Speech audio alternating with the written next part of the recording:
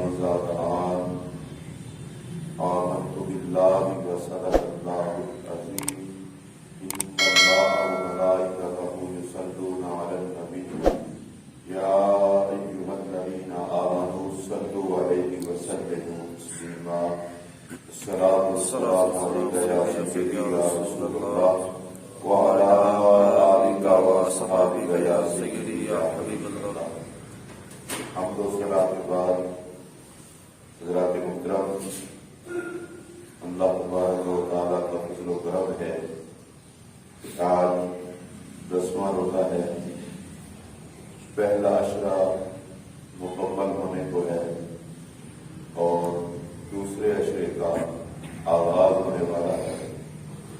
نبی اکرم صلی اللہ علیہ وسلم نے اپنی امت کو ارشاد فرمایا تھا کہ ماہ رمضان کا پہلا عشرہ رحمت کا ہے، دوسرا عشرہ مغفرت کا ہے اور تیسرا عشرہ جہنم سے آزادی کا ہے۔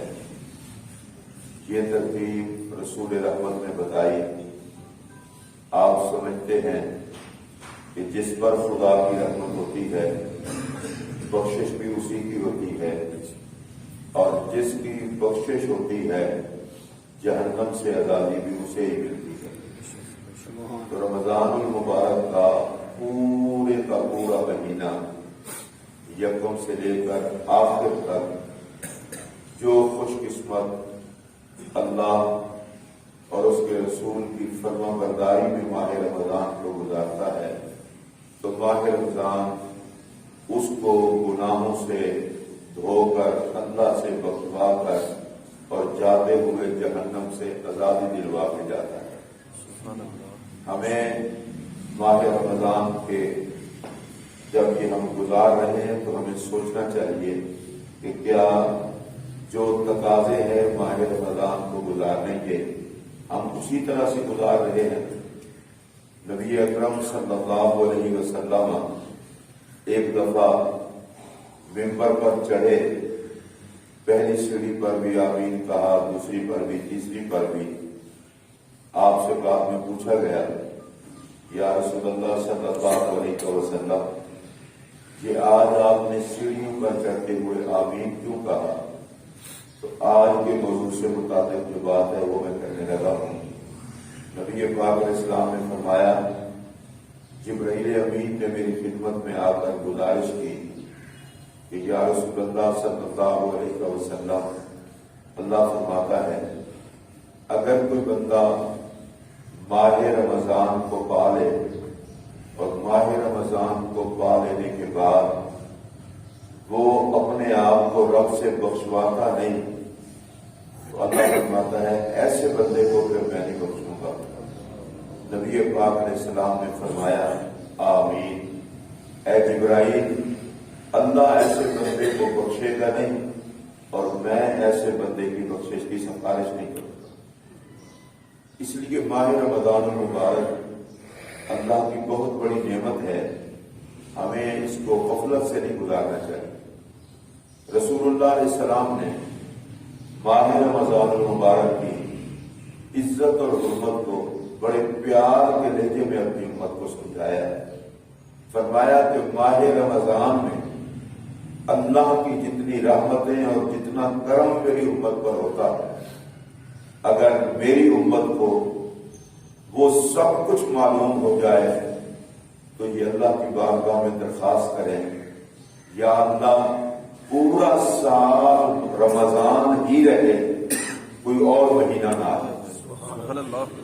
اب آپ اندازہ فرمائیں، امت کا جاننا ضروری نہیں ہے، ماننا ضروری ہے۔ ہمیں نہیں پتا ماہ رمضان میں کتنی رحمتیں ہیں، اس کا حساب ہی کوئی نہیں ہے۔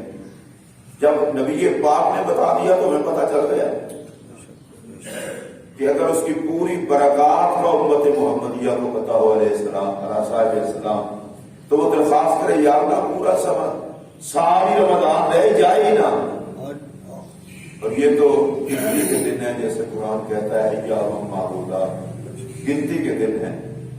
اور نبی اکرم صلی اللہ علیہ وسلم نے ارشاد فرمایا کہ ایک ماہ رمضان سے لے کر دوسرے ماہ رمضان تک پورا سال انسان جو اپنے ظاہر اور باطن کو گناہوں اور غلطیوں کے گند سے میلا کر لیتا ہے، ایک ماہ رمضان آتا ہے جو اس کو ادب اور احترام سے گزارتا ہے تو بندے کو بالکل صاف اور ستھرا کر دیتا ہے۔ سبحان اللہ، سبحان اللہ۔ اور رمضان کو اس لیے بھی رمضان کہتے ہیں کہ جس طرح آگ لکڑیوں کو جلا کے راکھ کر دیتی ہے، ماہ رمضان کا جو ادب کرتا ہے یہ بندے کے گناہوں کو جلا کر کے ختم کر دیتا ہے اور بندے کو صاف ستھرا کر دیتا ہے۔ سبحان اللہ، ماشاء اللہ۔ ماہ رمضان المبارک ہماری بخشش کا مہینہ ہے، نجات کا مہینہ ہے، اور اس میں ہر چیز اللہ بڑھا دیتا ہے۔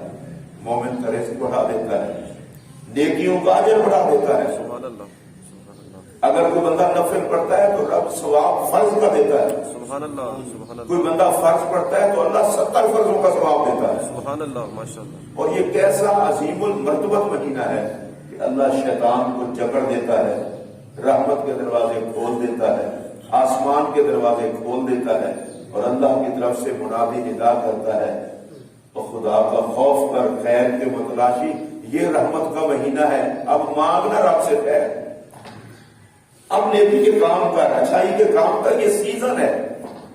تو ماہ رمضان المبارک کے لمحات کو غفلت میں نہیں گزارنا چاہیے۔ ہماری یہ عادت ہے، ہم بہت سارے کام وقت ایسے ہوتے ہیں جو ضائع کر دیتے ہیں۔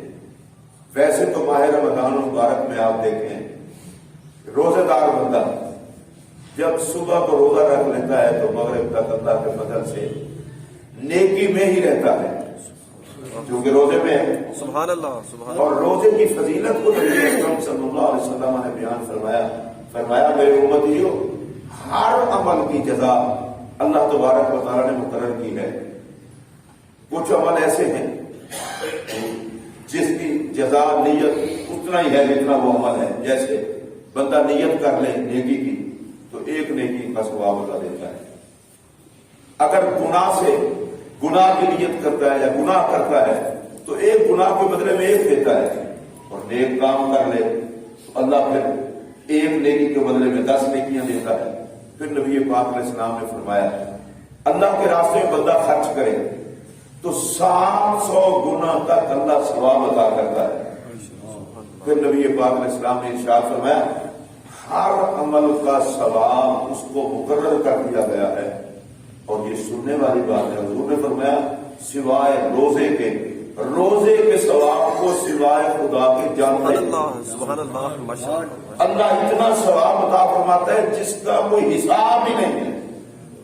یہ رمضان المبارک کے روزے یہ اتنا بڑا اجر ہے، ہم نہیں جانتے۔ اس کی ایک ہی بات ہم جانتے ہیں کہ نبی پاک علیہ السلام نے فرمایا ماہ رمضان صبر کا مہینہ ہے، انما یوفی الصابرون اجرهم بغیر حساب۔ صبر کا حساب اللہ بغیر حساب کے دیتا ہے، اس نے حساب رکھتا ہی نہیں۔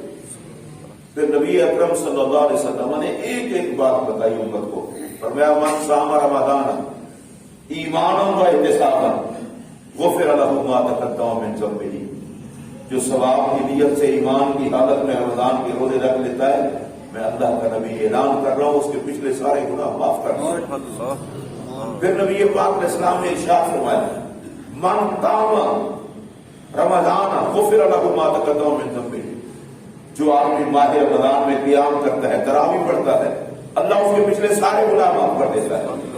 پھر نبی پاک علیہ السلام نے فرمایا من قام لیلۃ القدر ایمانا و احتسابا غفر له ما تقدم من ذنبه، جو شب قدر کو اللہ کی بارگاہ میں قیام کرتا ہے، عبادت کرتا ہے، اللہ اس کے سارے گناہوں کو معاف کر دیتا ہے۔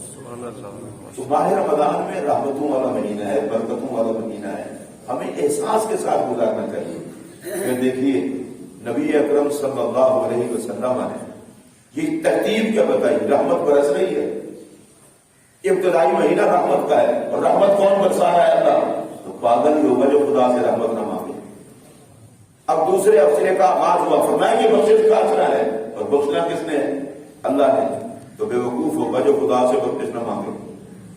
اور تیسرے اشرے کا آغاز ہوا، فرمایا اتقوا من النار، جہنم سے آزادی والا اشرہ ہے، اور آزادی کس نے دینی؟ اللہ نے۔ تو بے وقوف ہی ہوگا جو رب سے جہنم کی سے آزادی نہ مانگے۔ اس پورے مہینے میں بندے کو اللہ کی بارگاہ میں سراپا سوال بن کے رہنا چاہیے.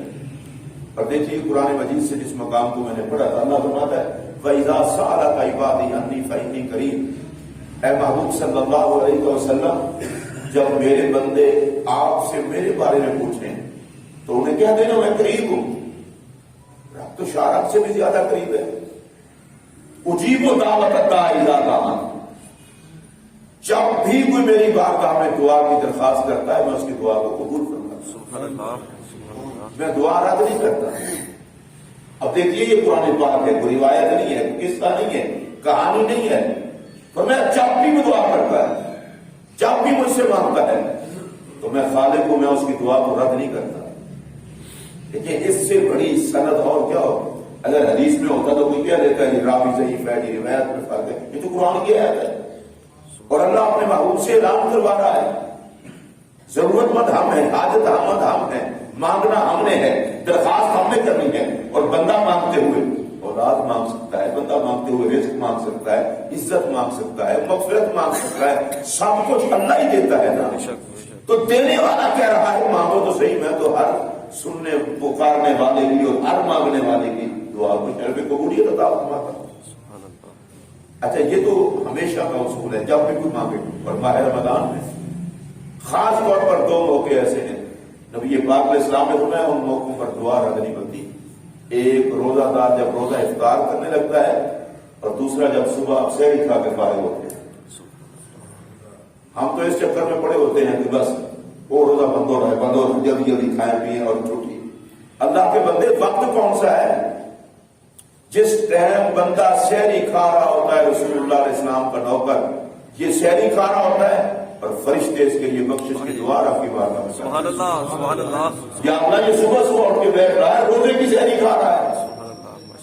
اتنا خوبصورت وقت ہے. خدا کے بندے یہ سحری کے وقت کو جلد بازی میں نہ گزارا کر، ذرا وقت سے اٹھ گیا. آپ کو پتا ہے یہ سحری کا وقت وہ ہے جو ہمیشہ اللہ اس وقت پہلے آسمان پر کہتا ہے تو بندہ کوئی سے مانگنے والا. اور یہ تو ماہ رمضان کی سحری ہے. اور آج کل سیاح آدمی وہ ہے کہ آپ اٹھے جو ہو صبح آگے پیچھے چلو مہلت نہیں ملتی، تہجد نہیں پڑھ سکتے، 12 رکعتیں نہیں ہوتی پڑھ سکتے، 8 نہیں پڑھ سکتے. وضو کر کے کوئی 2 رکعتیں تہجد کی پڑھ لے. جو نماز حضور پر فرض تھی، حضور کی اس فرض میں سے سنت ادا کرتے ہوئے ماہ رمضان میں ہی 2 رکعتیں ادا کرتے. بس ہمیں صرف گوشت یاد ہوتا ہے اور اس کے بعد سحری یہ بھی جن کو یاد ہے بڑی بات ہے. اور اس کے بعد جلدی نماز پڑھیں سو جائیں. خدا کے بندے تازہ تازہ روزہ رکھ رہا ہے، کوئی قرآن پڑھ لیں، کوئی درود شریف پڑھ لیں. اللہ کی رحمت کی تقسیم کا وقت ہے صبح کی نماز کے بعد، صبح کے ٹائم. اور تو پھر سو گیا روزہ رکھ لے. اور دوسرا ٹائم ہے افطار کا وقت. تو مانگنا اپنے رب سے. جب ان اوقات میں رب رد نہیں کرتا تو تھکے نہ کا خدا کو منا. اللہ فرماتا ہے جب بھی مجھ سے کوئی مانگے میں اس کی دعا قبول کرتا ہوں. نبی پاک علیہ السلام نے فرمایا الدعاء سلاح المومن. دعا مومن کا ہتھیار ہے. آپ ہتھیار استعمال کرتے ہیں اپنی حفاظت کے لیے. اور نبی پاک علیہ السلام نے صحابہ کو فرمایا صحابہ میں تمہیں ایسی بات بتاؤں کہ جس کے کرنے سے دشمن سے بھی تمہاری حفاظت ہو جائے اور رزق میں کبھی کبھی نہ آئے، رزق میں اضافہ ہو جائے، کمی نہ آئے. صحابہ کرام نے عرض کیا یا رسول اللہ بتا دیں. فرمایا دعا کیا کرو، صبح و شام دعا کرو. جو اللہ کی بارگاہ میں صبح و شام دعا کرتا ہے مالک دشمنوں سے بھی اس کی حفاظت کرتا ہے اور رزق بھی بغیر حساب کے عطا فرماتا ہے. سبحان اللہ. سبحان اللہ. پھر نبی اکرم صلی اللہ علیہ وسلم نے اپنی امت کو ایک اور بات سمجھائی. فرمایا اگر چاہتے ہو تنگی کے وقت میں اللہ تمہاری فریاد کو سنے، دعا کو سنے تو خوشحالی میں رب سے دعا مانگا کرو. طبیعت بالکل ٹھیک ہے، اللہ نے رزق کی وسعت دی ہوئی ہے، ٹینشن ہے کوئی نہیں، اب بھی تو رب سے مانگو. اور میرے پاک نبی علیہ السلام نے فرمایا دعا ہو عبادت. دعا بذات خود عبادت ہے. اب دعا رخ عبادت. دعا عبادت کا مغز ہے. دعا صرف پریشانی کے ٹائم نہ مانگو، دعا صرف دقت کے ٹائم نہ مانگو. جب تمہارے حالات بالکل ٹھیک ہے پھر بھی مانگو. آپ ہی بن جاؤ رب سے مانگنے. کہیے سبحان اللہ. سبحان اللہ. یہ میرے نبی کی تربیت ہے. سبحان اللہ. آدھی بن جاؤ یا اللہ. رسول اللہ علیہ السلام نے فرمایا اور سب سے بہترین چیز رب سے جو مانگنے والی ہے وہ یہ ہے کہ جب بھی مانگو اللہ سے یہی مانگو یا اللہ ہمیں عافیت عطا فرما دے, ہر قسم کی عافیت عطا فرما دے, ہم دنیا میں بھی خیر سے رہیں, قبر میں بھی خیر سے رہیں, آخرت میں بھی خیر سے رہیں. سبحان اللہ. یہ سوال اپنے رب سے کبھی ترک نہیں کرنا چاہیے. پھر رسول اکرم صلی اللہ علیہ وسلم نے فرمایا اللہ ناراض ہو جاتا ہے اگر بندہ اس سے مانگنا چھوڑ دے, اور اللہ خوش ہوتا ہے اگر بندہ اس سے مانگے. اب ذہن میں ایک سوال پیدا ہو سکتا ہے, ظاہر ہے وہ ہوتے بھی رہتے ہیں سوال کہ آپ کہہ رہے ہیں قرآن کہتا ہے بندہ جب بھی دعا مانگے تو اللہ قبول فرماتا ہے, حالانکہ ایسا تو نہیں ہوتا. بسا اوقات بندے دعا کرتے ہیں لیکن وہ کام نہیں ہوتا. اس پر بھی دیکھیں ہمارا رب کتنا کریم ہے.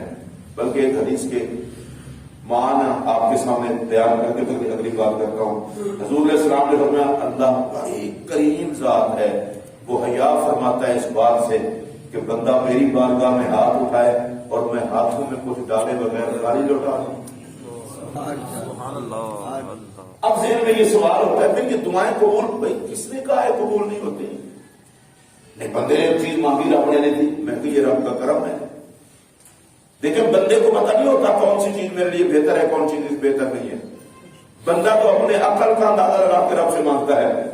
اللہ تبارک و تعالیٰ اتنا کریم ذات ہے, اگر بندے کے لیے دینا بہتر ہو تو اللہ عطا کر دیتا ہے, اور اگر نہ دینا بہتر ہو تو اللہ اس کی دعا کو اس کی آخرت کے لیے جمع فرما دیتا ہے. سبحان اللہ. سبحان اللہ.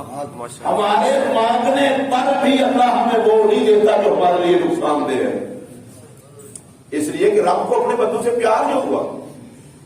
دیکھیں نا بچہ ماں سے چاقو مانگ رہا اور چھری مانگ رہی تو ماں کبھی نہیں دیتی. کیوں؟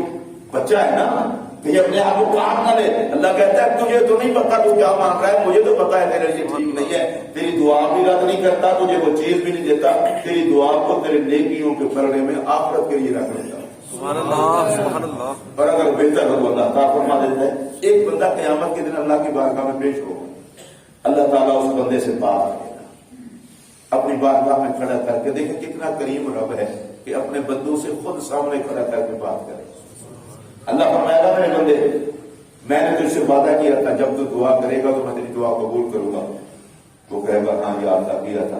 اچھا یہ وعدہ بھی کیا تھا جب تو دکھ میں ہوگا تو میری بارگاہ میں درخواست کرے گا میں تیرے دکھ دور کر دوں گا. بندہ کہے گا ہاں کیا تھا. اچھا تو نے فلاں دعا مانگی تھی تو میں نے تیرا دکھ دور کر دیا تھا. یا اللہ کر دیا تھا. اور پھر تجھے دکھ آیا تھا, تو نے دعا مانگی تھی تو میں نے تیرا دکھ دور نہیں کیا تھا. ہاں یا اللہ نہیں کیا تھا. اچھا فلاں مرتبہ تو نے مجھ سے حاجت کا سوال کیا تھا, میں نے حاجت پوری کر دی تھی. یا اللہ کر دی تھی. اچھا پھر ایک مرتبہ پھر تو نے مجھ سے ایک حاجت کا سوال کیا تھا, وہ میں نے پوری نہیں کی تھی. یا اللہ نہیں کی تھی. اچھا باقی باتیں چھوڑیں, رب بندے سے اس طرح باتیں کریں, یہ کتنا پیار ہے مالک کا اپنے بندے. سبحان اللہ. سبحان اللہ. سبحان اللہ ہی کہہ رہے ہیں. سبحان اللہ. سبحان اللہ. یہاں تو کوئی تگڑا بندہ ہو ماڑے بندے کو منہ نہیں لگاتا, اور بے نیاز رب ہو کے بندے سے اس پیار کی بات ہے.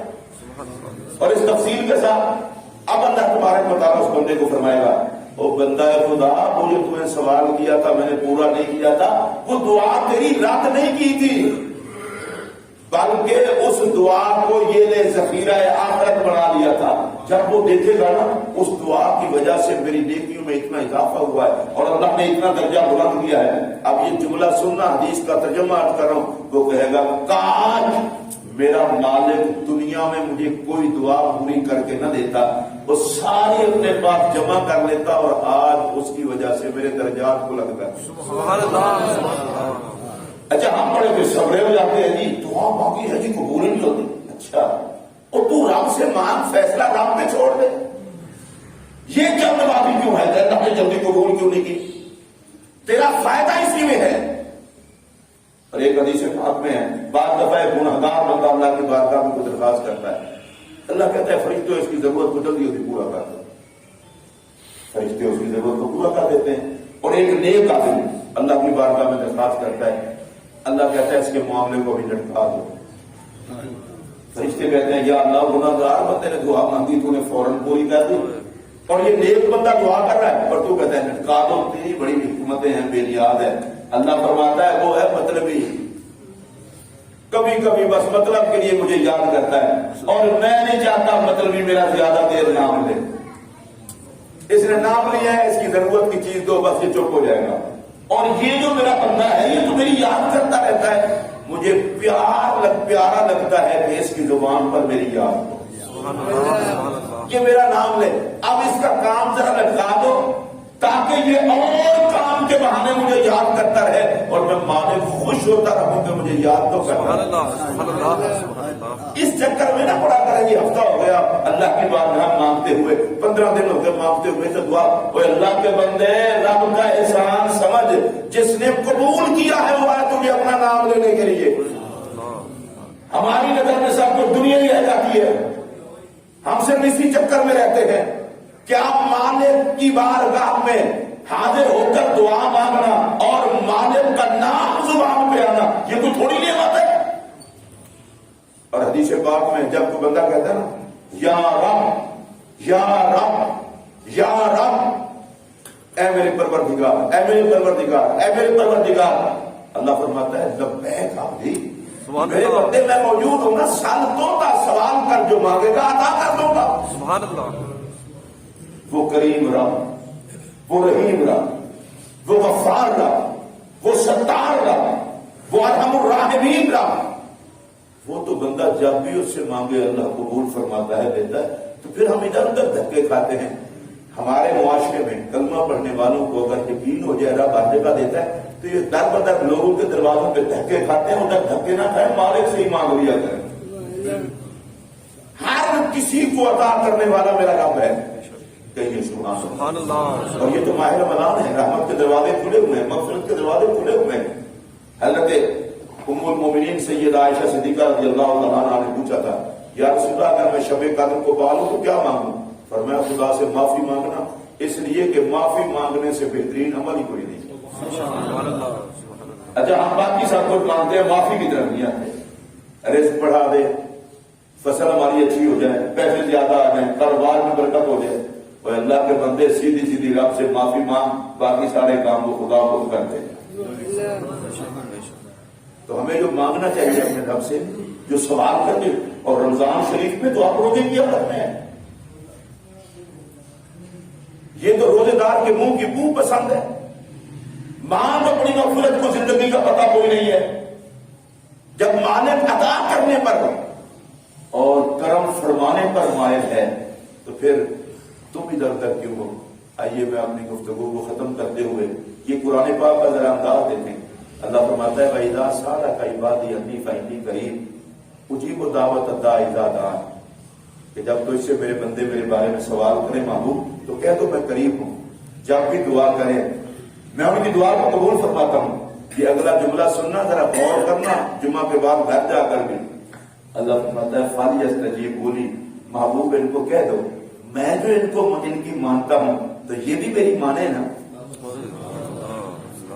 آپ کی سبحان اللہ کا بھی صدقے میں ایسے محسوس ہوتا ہے کہ اللہ آپ نے رکھا ہوا ہے، میں نے کوئی نہیں رکھا ہوا ہے. آپ بولا کہ نہیں یار اچھے کام، اس پیار پر آپ بول نہیں سکے. اور خدا کے بندے رب کا انداز دیکھو، اللہ کہتا ہوں میں تمہاری مانتا ہوں تم بھی تو میری مانو نا. سبحان اللہ سبحان اللہ. حالانکہ تم بندے ہو، میں رب ہوں، تم محتاج ہو، میں بے نیاز ہوں. میں خالق ہوں، تم مخلوق ہو. میں دینے والا ہوں، تم بھکاری ہو. میرے کرم کے بغیر تم سانس نہیں لے سکتے، میرے کرم کے بغیر تم قدم نہیں اٹھا سکتے، میرے کرم کے بغیر تم ایک لقمہ نہیں کھا سکتے، اور میرے فضل کے بغیر پانی کا گھونٹ نہیں پی سکتے. بنانے سے لے کر پالنے تک کرم میرا ہے. پھر بھی انداز ہے جو میں جو تمہاری مانتا ہوں تو تم کیوں نہیں مانتے؟ سبحان اللہ سبحان اللہ سبحان اللہ. میں قادر ہو کر تمہاری ہر بات مانو، تم بندے ہو کر میری بات نہ مانو. پیار کا تقاضا یہ ہے، اللہ کہتا ہے پیار کا تقاضا یہ ہے میں تمہاری مانوں تم میری مانو. سبحان اللہ سبحان اللہ سبحان اللہ. ہم صرف دعا تک رہتے ہیں، یہ نہیں دیکھتے کہ رب کی مانتے کتنا ہے. نبی پاک علیہ السلام نے فرمایا یہ بندہ بھی بڑی عجیب چیز ہے، دعائیں کرتے ہیں اور پھر روتے ہیں یہ دعائیں قبول نہیں ہوتی. فرمایا کبھی چیک کیا اپنے آپ کو؟ کھاتا رزق حرام ہے، پیتا بھی حرام ہے، اور تیرے جسم پر جو لباس ہے وہ بھی حرام کے پیسوں سے لیا ہوا ہے. تو سارا ہی حرام ہو تو قبول کیا ہو؟ حلال تھا نا. نہ سود کا فرق، نہ رشوت کا فرق، نہ کسی کو لوٹنے کا فرق، نہ کسی کا حق مارنے کا فرق. باقی باتیں چھوڑو، میں لمبی چوڑی بات میں نہیں پڑتا. جس پر زکات فرض ہے اور زکات نہیں دی، اب حلال کھا رہا ہے کہ حرام کھا رہا ہے؟ بولے حرام. بڑے ڈھیلے پڑ گئے. بولے تو فرمایا تو اتنا تو پالنا، حلال تو کھا، لقمائے حلال کھا کے مانگ. اللہ کہتا ہے قبول کر لوں گا. اور اللہ کی قسم اٹھا کر کہہ رہا ہوں، یہ کوئی تھوڑی بات نہیں ہے کہ بے نیاز کہتا ہے اور میں تمہاری مانتا ہوں تو تم میری مانو.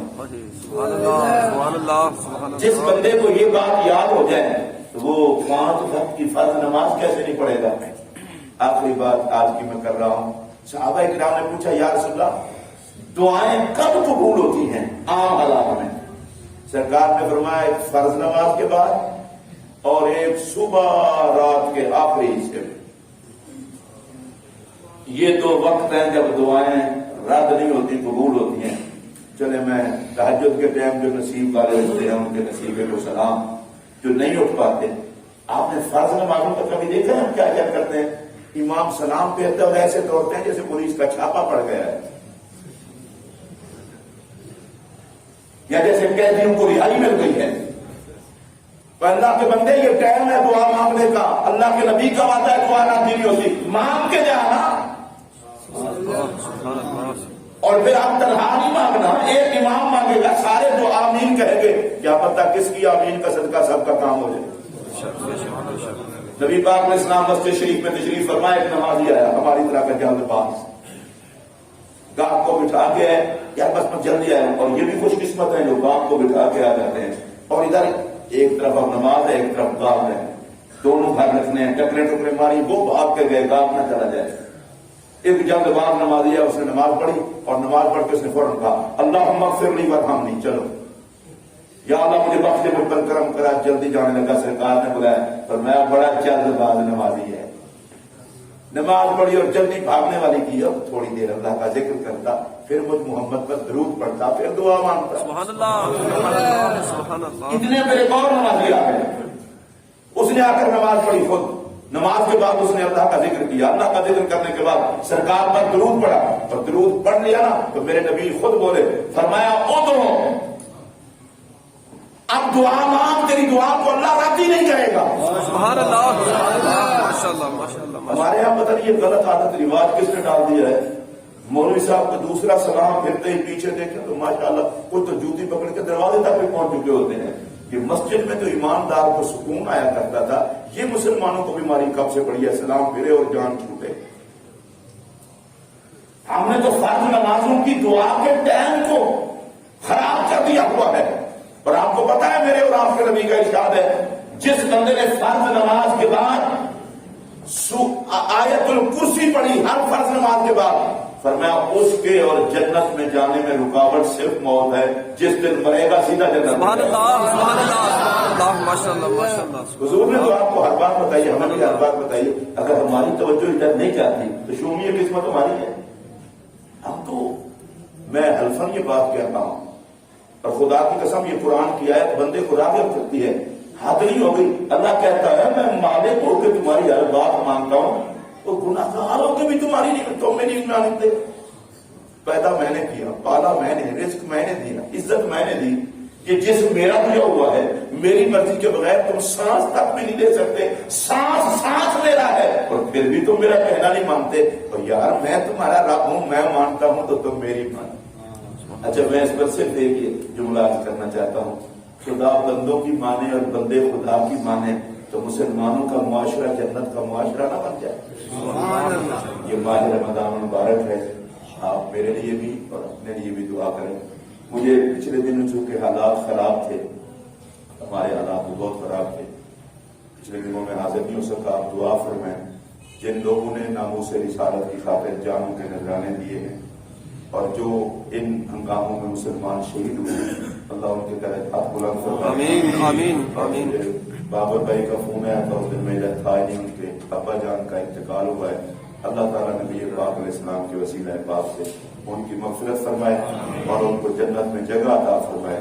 ہم سب کے جتنے لوگ آج تک بحالت ایمان جا چکے ہیں اللہ سب کی مغفرت فرمائے.